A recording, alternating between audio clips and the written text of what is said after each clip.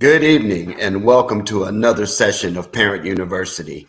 I'm Marlon Cousin, Community Liaison for the East Baton Rouge Parish School System. I apologize that we're a few minutes late. We're having a little technical difficulty, but nevertheless, we're here and we're ready to share some great information for you. Allow me to introduce our guest presenter tonight. Dr. Kendra Michael earned her medical degree from LSU New Orleans.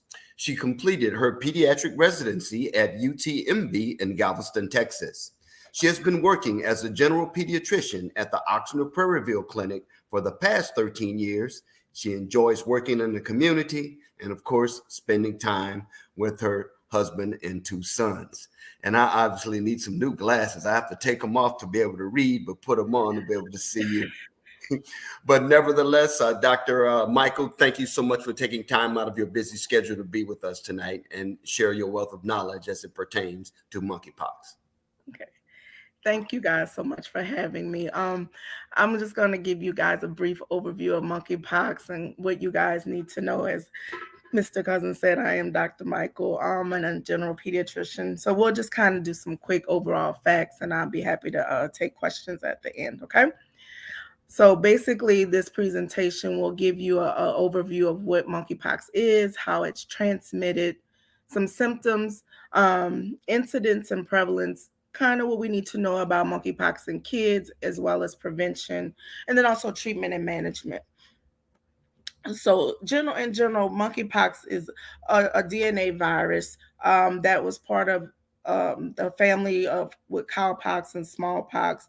Many people are familiar with smallpox. It is what's called a viral zoonosis, meaning that it was a virus that was transmitted to humans from animals. It was first discovered around in humans in 1970 in Central and West Africa. But what made it so important today that in May of 2022, multiple cases were discovered in non-endemic countries, including the United States, leading to today's concern about a pandemic. All right, monkeypox is transmitted three different ways. The first one is zoonotic, as we kind of allude to, because it was a zoonosis, meaning that people got it directly from animal to human transmission, whether it was direct contact with blood, bodily fluids, or lesions from infected animals. Also, it can be transmitted human to human, hence that's the stage we're in this era, through contact with respiratory secretions. It also can be from direct contact with the rash of monkeypox, which we'll get into later, or the scabs from the infected person. Most of the time, in order to get it direct from that, it includes prolonged face-to-face contact, such as kissing. Also, it can be sexually transmitted, oral, anal, or vaginal sex. Also, probably at least likely, but still possible, you can get it from touching objects or fabrics used by an infected person that has not been thoroughly disinfected. And then the third transmission, we did find that pregnant women can spread the virus to their fetus via the placenta. The symptoms of monkeypox, basically, you can get infected within 3 weeks of exposure to the virus, usually on average about 7 to 10 days. It's broken down into two phases. The first phase is the invasion period, which is about the first 0 to 5 days of symptoms, which include general flu-like symptoms, fever, headaches, body aches. It's a severe tiredness or malaise, and also some lymph node enlargement. I do. A lot of people report that the headaches are really gruesome as well. Um, the skin eruption phase it begins about between the first to third days of fever. That's the part that everybody kind of hears about, where that rash can start off as a flat lesion, but ultimately progresses to pus-filled vesicles that scab and fall off.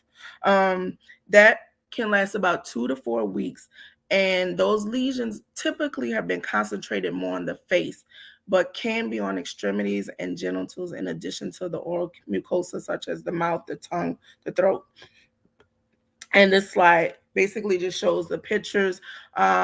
The left upper shows a picture of what it would look like in the buccal mucosa. A lot of people have seen similar lesions in their kids if they've ever had hand, foot, and mouth, because they tend to kind of mimic that. And I like the upper right hand slide because it shows the progression of what those vesicles go to, kind of from like a little small dot to eventually when they're scabbing over towards the end of the viral picture. The bottom two pictures just kind of show what that virus, how diffuse it can be, and what it kind of looks up close with those initial presentation rashes that most people come to light with. As far as incidence and prevalence, this slide, this comes from the CDC information as of updated of September 14th. Just to give you an overview, the global cases reported are about a little over 65,000. In the United States, a little under 25,000 currently. Fortunately for us, there's only been one confirmed death related to monkeypox in the United States, and Louisiana is more updated from Louisiana Department of Health. We currently have about 247 cases in our state. And again, anyone in close personal contact can get monkeypox, but our current data shows a higher risk of transmission among gay, bisexual, and other men who have sex with men. They are at higher risk as they make up the majority of the current monkeypox outbreak. In kids, although still possible, the good news is so far in kids and adolescents, the incidence has been very low. As of this weekend, the Louisiana Department of Health has reported no confirmed cases of kids in the state. And for us, we are glad to know that classrooms are not considered high risk environments. This The next slide shows basically where we are today, just kind of reiterating that higher case. There's none in kids, according this is LDH data as of this past Monday. So you see the higher risk is in the ages of 30 to 49 years old, and 86% of our cases in Louisiana are men. All right. As far as prevention, we're going to talk about what we can really do to try to stop the spread of monkeypox and also to try to not get it. The first thing is be aware, learn about the disease and presentation, which you guys are doing today. So thank you for joining us. Also, avoid skin to skin contact with people who have a rash that may resemble monkeypox, as you saw in those slides.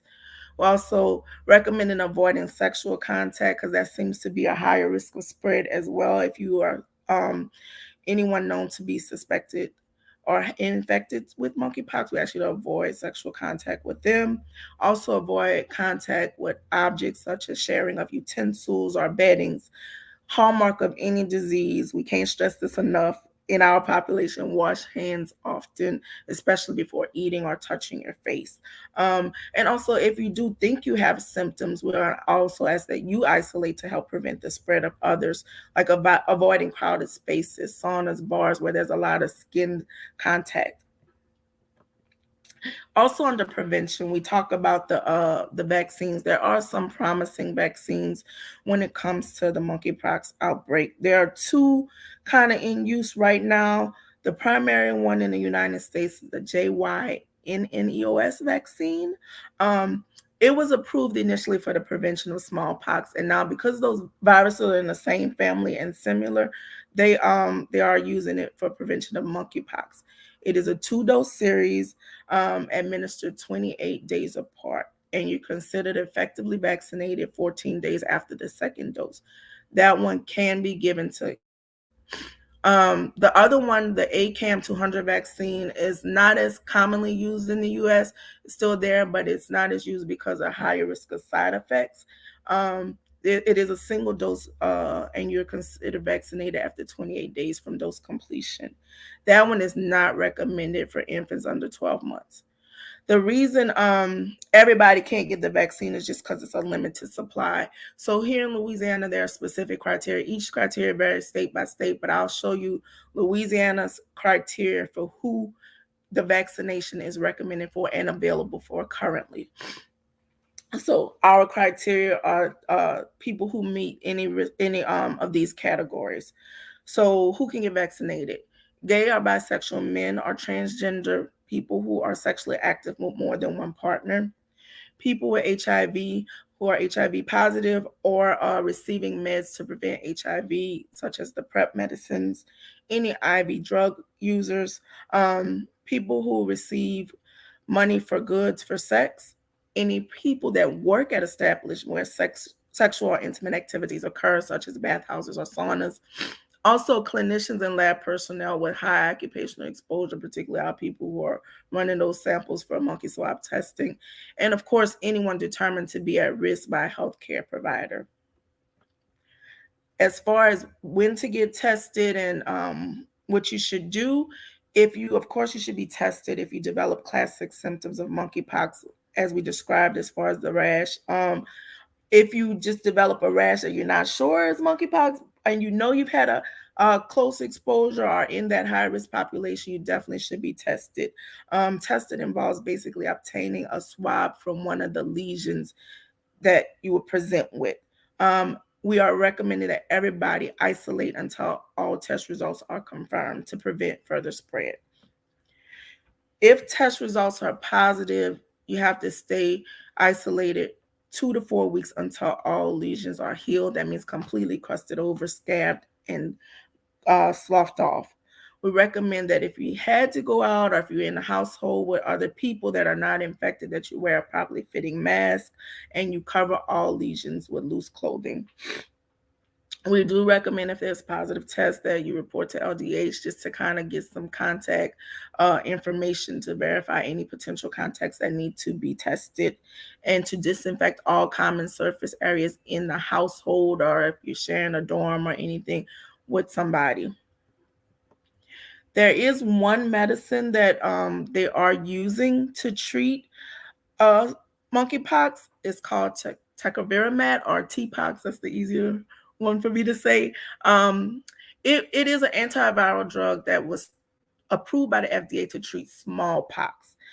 Now it's under investigational treatment or emergency treatment for monkeypox, but not yet really approved completely by the FDA. It is available and recommended for people with high risk cases like such as the immunocompromised or people with HIV that isn't viral suppressed, and even people with severe eczema due to skin breaks. They do recommend it also for people with severe disease requiring hospitalization, and it is available for people with rashes, particularly in areas that can be very debilitating, such as the eyes, the throat, or genital area, and also available for children under 8 years old, as they think that that would be a higher risk if they were to get it, and for women who are pregnant or breastfeeding.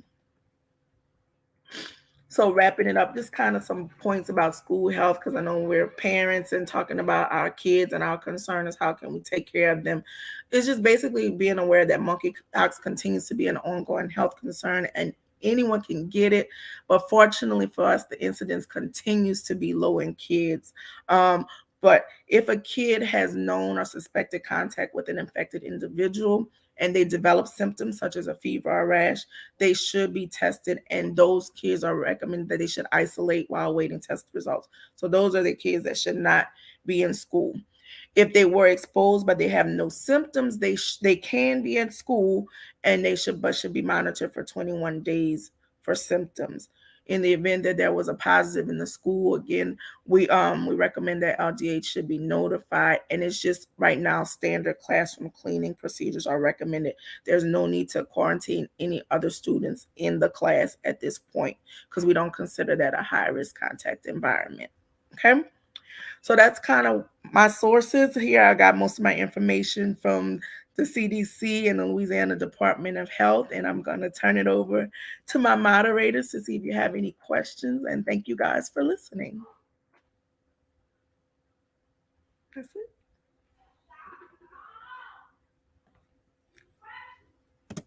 Mr. Kuzan, you're muted. There we go. I apologize. Dr. Michael, once again, thank you for taking time out of your busy schedule to share this wealth of information as it pertains to monkeypox. I would be remiss if I also did not provide a special thanks to Dr. Sahara Haney and the Ed Tech team for their continuous support as we continue to stream Parent University. So once again, to you all of the listeners, unfortunately, we cannot take questions. Should you have any, this is a new EBR policy. While we're streaming, we cannot take questions, unfortunately. However, feel free to forward any questions to me at mcousin, that's MCOUSIN, like M cousin, at EBR schools.org, and I will make sure that I can forward them to Dr. Michael, and we can get some reply to you in a timely manner. Once Right, I'll again, be happy. thank you all for joining us for Parent University. We'll see you the next time. Thank you, guys. Thank you.